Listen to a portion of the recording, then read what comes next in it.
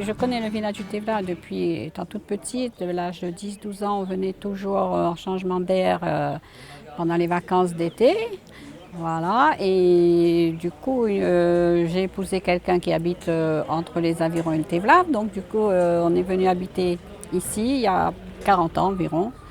Au fil des années, on s'est rendu compte que le Tevlav perdait un petit peu de sa notoriété, que les gens désertaient le village, les jeunes partaient, et voilà, et que les commerces aussi commençaient à péricliter.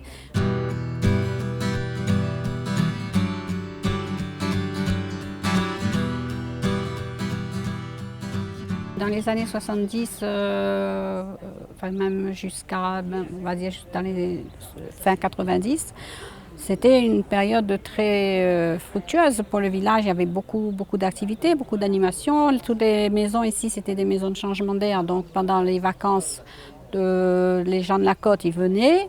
Donc ça créait de l'animation, ça créait tous les dimanches, les jeunes, ils se réunissaient, ils faisaient des surprises parties, des booms, etc. Le soir, on voyait du monde dans les rues qui se promenait.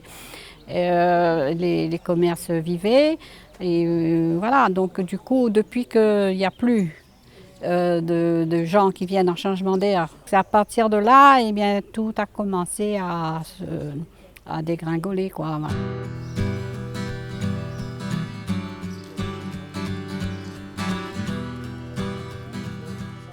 En début d'année 2016, la D2R a fait le même constat que nous, c'est-à-dire que le Tevla avait été endormi.